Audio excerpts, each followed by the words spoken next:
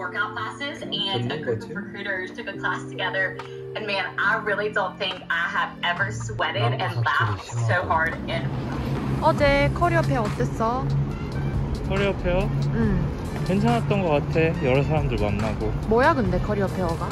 레주메 보면서 질문도 하고 또 학생들도 그 회사에 대해서 궁금한 거 물어보고 뭐 그런 거야. 27일, 9월 27일이지. 그 다음에 또 있다고? 그 다음 인터뷰는 또 10월 초 만약에 가면 일단 안 좋은 소식부터 얘기하자면은 그래. PwC는 다 떨어진 것 같아. KPMG는 오디 서머랑 윈터 둘 다 썼는데 하나 고르래. EY 2022년 겨울 오디트 인턴 파이널 인터뷰가 남아있어. 이게 지금 진행 제일 많이 된 건가? 제일 많이 된 거지. 아 떨려. 나는 오늘 목 인터뷰라고 실제 인터뷰는 아니고 이제 인터뷰 연습하는 그런 세션이 있었거든. 내가 속해 있는 스튜던트 클럽에서 이제 이렇게 다 호스트 해가지고 했는데 EY랑 얘기를 했거든. 누구랑 얘기를 했냐면 2015년도에 지금 내가 있는 스튜던트 클럽의 회장이었대. 이것저것 이야기를 하다가 분위기가 되게 좋았어. 그러니까 이 사람이 나한테 이제 리퍼럴을 해준다고. 모르겠어 나도. 근데 이게 얼마나 큰 도움이 될지는 솔직히 잘 모르겠거든. 완전 도움 될걸? 한 명당 30분. 뭐 얼마나 얘기했다고 그렇게까지. 축하해. 고마워. 오늘 어디 붙은 거야? 오늘 크로우라고 내년 여름 감사 인턴십. 축하해. 고마워. 와. EY 인턴십 붙었다. 진짜. 야. 축하해. 야호.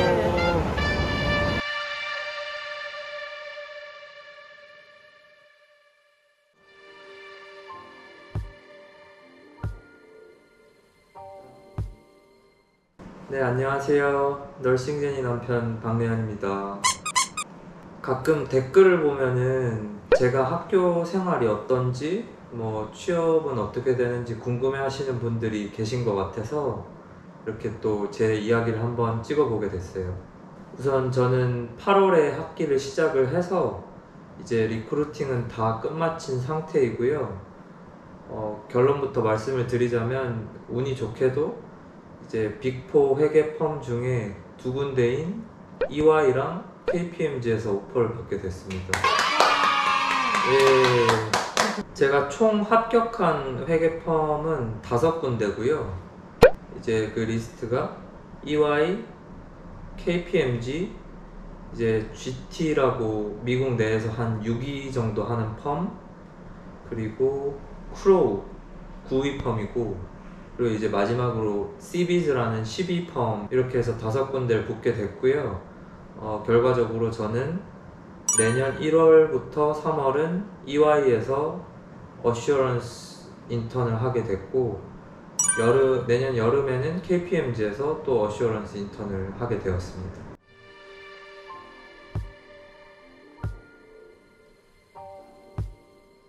일단 소감은 제가 너무 걱정을 많이 했는데 다행히 좀 잘 풀렸어요. 그쵸? 이게 주위에 상경 계열이 아닌 친구들이 많지 않은데 그렇다고 또 없지도 않거든요. 저처럼. 저는 학부에서 스페인어를 전공을 했어요. 그래서 이제 상경 계열이랑은 좀 거리가 멀었었는데 다행히 이제 미국은 커리어 체인지라는 것에 대해 엄청 관대한 분위기잖아. 너도 알다시피. 스페인어 정도는 양반이었잖아. 그런 것 같아 정말로. 제 클래스메이트들도 보면은 뭐 춤추다 온 애들도 있고 뭐 웨이터 하다 온 애들도 있고 막 진짜 별의별 인간군상들이 다 모여 있거든요. 근데 그 친구들도 결국 다 잘 됐어요. 결론적으로. 나이도 그렇지 않아? 나이도 그렇지 정말. 그 친구들 아까 말씀드린 그런 친구들도 뭐 40대도 있고 진짜 미국은 뭐 5, 60대에 새로운 걸 해보겠다 뭐 이런 거까지는 좀 저도 잘 모르겠지만 뭐 20, 30대는 진짜 아무런 제약이 없어요. 내가 새로운 걸 한번 배워보고 새로운 커리어로 도전을 해보고 싶다. 그럼 정말 아무런 문제가 없는 것 같아요. 맞아.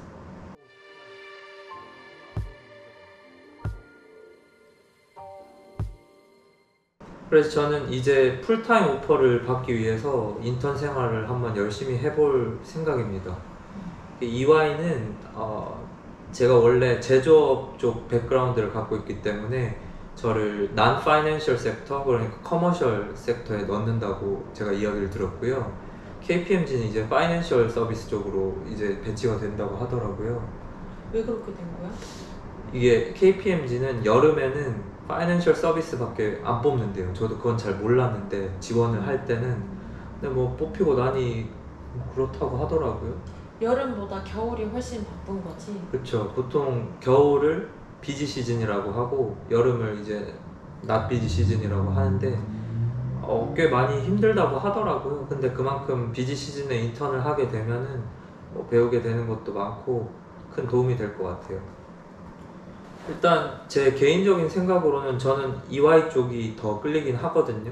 제가 아까도 말씀드린 것처럼 제조업 쪽 백그라운드가 있기 때문에 뭐 그쪽 내부 상황이 어떻게 돌아가는지 뭐 인더스트리가 어떤지 뭐 이런 걸 좀 더 잘 아니까 아무래도 파이낸셜보다는. 근데 또 리서치를 해보니까 파이낸셜 서비스 쪽이 승진도 뭐 잘 되고 더 금전적인 보상도 더 많이 되고 연봉이 더 많다? 연봉도 더 많고 그리고 나중에 이제 회계 펌을 그만두고 인더스트리 쪽으로 넘어갈 때도 훨씬 뭐 유리하다고 얘기를 하더라고요. 결국 배운 일이 더 빡세고 많은가 보네. 그런 것 같아요, 제가 보기에는. 그래서 제가 생각하는 최상의 시나리오는 일단 둘 다 경험을 해본 후에 둘 다 풀타임 오퍼를 손에 쥔 다음에 제가 거기서 이제 하나를 선택을 하는 게 최상의 시나리오일 것 같아요. 근데 만약에 둘 다 마음에 안 들거나 둘 다 풀타임 오퍼를 못 받으면? 그런 상황을 최대한 이제 안 만들도록 해야겠지만 만약에 둘 다 풀타임 오퍼를 못 받는다고 쳐도 이제 레주메에 빅4 두 군데에서 인턴을 했다는 걸 남겨놓으면 메리트가 엄청나다고 하더라고요. 3개월 이렇게 일하는 거니까 그게 꽤 많이 일이 되네. 그쵸.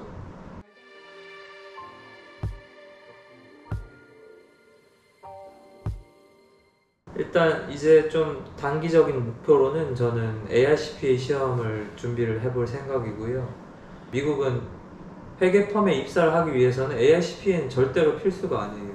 없어도 상관이 없는데 이제 들어가서 뭐 매니저로 승진을 생각하고 있다 그러면 이 ARCPA 합격한 사람들만 승진을 시켜준다고 그러더라고요.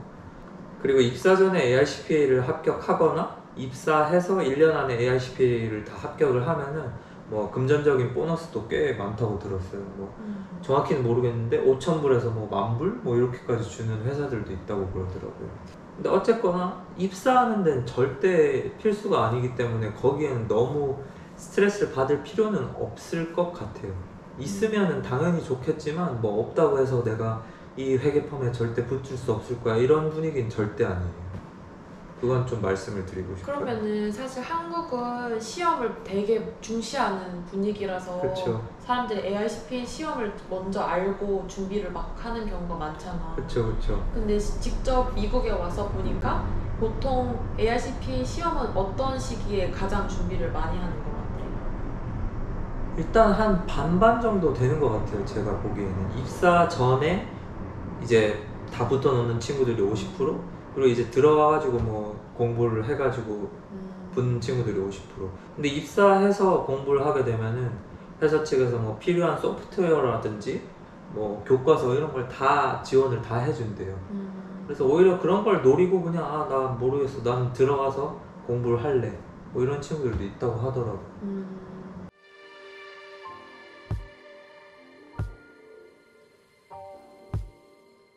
제가 이렇게 어떻게 보면은 좋은 결과를 얻게 된 게 좀 여러 가지 요인이 있다고 제가 생각을 해서 정리를 좀 해봤거든요. 준비하시는 분들한테 이렇게 도움이 되고자. 근데 일단 제가 간단히 좀 얘기를 드리자면 첫 번째, 저는 제 신분이 좀 큰 역할을 했다고 생각을 하거든요. 제가 감사히 영주권을 가지고 있어서 영주권자나 시민권자들은 입사 지원을 하는데 아무런 제약이 없지 않습니까? 그래서 좀 스트레스를 덜 받았던 게 저는 참 감사한 일이었고요.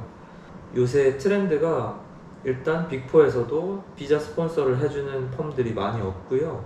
이제 빅4 밑에 미드 사이즈들은 거의 안 해준다고 보셔도 무방해요. 이제 인터내셔널들은 이런 구조적인 한계를 좀 가지고 있기 때문에 처음 지원을 하실 때 리크루터들이랑 잘 상의도 해보고 상담도 해보고 뭐 리서치를 좀 열심히 해보시는 걸 추천을 드릴게요.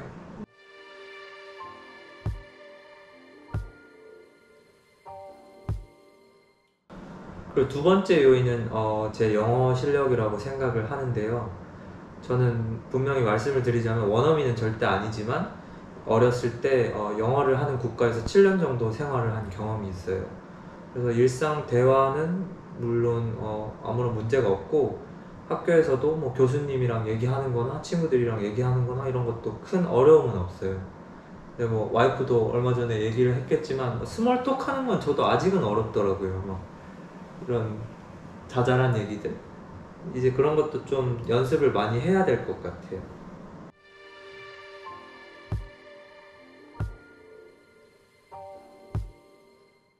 그리고 세 번째는 제가 취업에 좀 도움이 되는 동아리를 조인을 했다고 생각을 하거든요. 저는 여기 어카운팅이나 뭐 경제 뭐 이런 거에 관련된 동아리들이 엄청나게 많아요, 미국에는.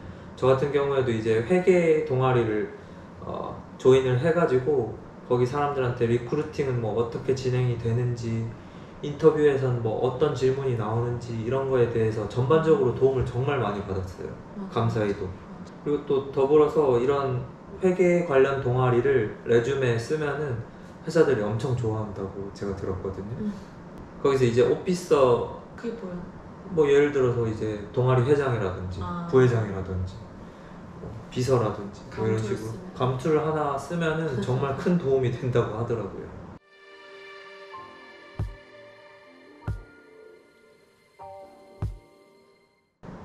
네 번째는 전 인턴십을 정말 많이 썼거든요. 한 회사에 여름, 겨울 인턴 이렇게 겹쳐 쓰기도 했었고 제가 총 한 20군데 넘게 쓴 것 같아요. 그런 식으로 1위에서 22 펌을 이렇게 리스트업을 쫙 해놓고 저는 정말 거의 다 썼어요. 뭐 여기가 좋든 안 좋든 뭐 그건 나중에 붙고 생각할 일이라고 생각을 했어요. 저는 여름이랑 겨울 겹쳐 쓴다고 뭐라 하는 회사들은 아직까지는 한 번도 못 봤거든요. 근데 이제 예를 들어서 한 회사에 뭐 감사, 뭐 컨설팅, 텍스 뭐 이런 식으로 쓰지 말라고 하더라고요. 완전 다른 필드니까. 서비스 라인을 그렇게 여러 개를 쓰진 말고 뭐 여름, 겨울 이런 식으로 최대한 많이 쓰시는 게 좋은 것 같아요.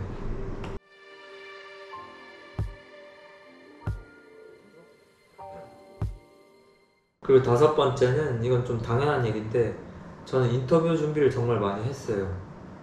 이제 미국 인터뷰는, 미국 잡 인터뷰는 한국처럼 테크니컬한 걸 절대 묻지 않거든요. 저도 그걸 이번에 정말 뼈저리게 느꼈어요. 뭐 이건 저널 엔트리가 어떻게 되는지, 뭐 감가상각의 종류에는 뭐 몇 개가 있는지 뭐 이런 거 절대 안 묻고 그냥 인성에 포커스를 해서 질문들을 많이 하더라고요. 뭐 너가 자기소개를 해봐라, 이건 당연히 나오고, 이제 너가 문제 해결을 한 경험을 말해봐라, 너가 팀워크를 하면서 어려운 상황에 직면을 했을 때 얘기해봐라, 뭐 이런 식으로 정말 인성 관련된 문제만 묻더라고요.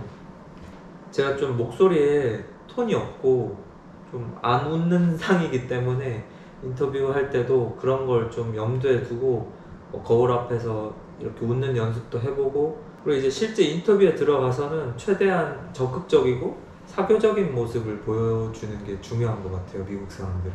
근데 웃긴 게 뭐냐면 미국인의 사교적임은 한국인 기준으로 생각하면 안 돼. 그 텐션을 좀 따라가긴 어렵긴 하죠, 확실히. 절대 못 따라가. 그치. 진짜 한껏 해도 미국인들 평균 수준. 그쵸. 한국 기준으로 생각을 하니까 딱 이렇게 앉아 있어야 될 것 같고 네 그렇습니다 막 이런 식으로 얘기를 해야 될 것 같잖아요. 그런 거 전혀 없어요, 정말로. 맞아. 막 회계펌 파트너들이 와가지고 나한테 뭐 쉬는 시간에 뭐 하냐, 뭐 와이프가 유튜브를 해가지고 뭐 그거 같이 보고 편집도 하고 합니다. 그러면 재밌겠다, 나도 유튜브 하고 싶다, 막 이런 얘기를 하는 거예요. 그래서 그리고 우리 주소도 많이 알아갔다며. 맞아요. 그래서 구독자 되신 분들도 있고 좀 재밌는 애냐? 이런 걸 많이 본대요, 정말로. 진짜 그 인터뷰 한 30분만이라도 최대한 적극적이고 목소리 높게 생글생글 웃고. 저도 어려웠는데 뭐 뭐 막상 하니까 되더라고요 또.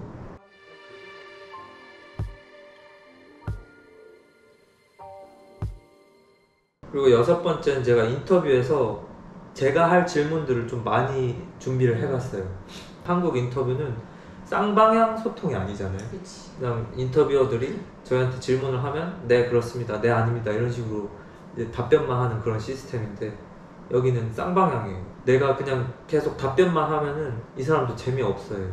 저 같은 경우에는 이 회사에서 최근 어떤 일이 일어났고 최대한 거기에 이제 포커스를 해서 질문을 드리면 좋아하더라고요. 그리고 마지막으로 인터뷰 후에 저는 땡큐 노트를 꼭 보냈어요. 굳이 안 보내도 된다는 사람들도 있더라고요. 일단 미국 커뮤니티나 이런 데를 찾아보면은. 근데 저 같은 경우에는 이제 땡큐 노트를 보내면서 제가 이 회사나 인더스트리에 대해서 이 사람이랑 이야기를 했던 걸 좀 어떻게 보면 정리를 할 수 있어서 좀 좋은 경험이었다고 생각을 하고요. 그 분들이랑은 또 뭐 그 회사를 안 가더라도 이제 회계 업계가 좁기 때문에 또 언제든 뭐 다시 새로 만나가지고 일을 할 수도 있는 그런 관계이기 때문에 어떻게 보면 이것도 네트워킹의 하나죠.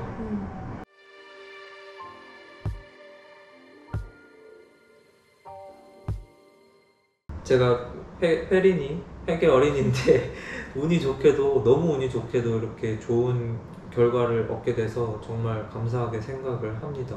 잡마켓이 너무 좋아요 지금 미국이. 코로나에서 이제 위드 코로나로 옮겨가는 그런 단계이기 때문에 채용하는 인원들도 많고 회계하시는 분들이면은 크게 걱정은 안 하셔도 될 것 같아요. 제가. 그럼 질문.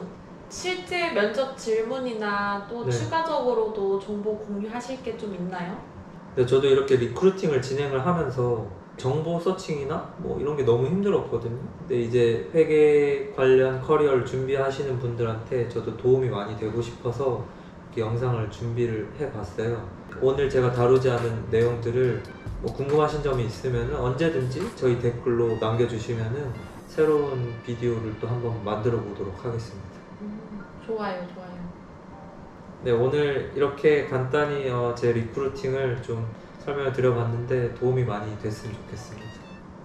끝. 봐주셔서 감사합니다.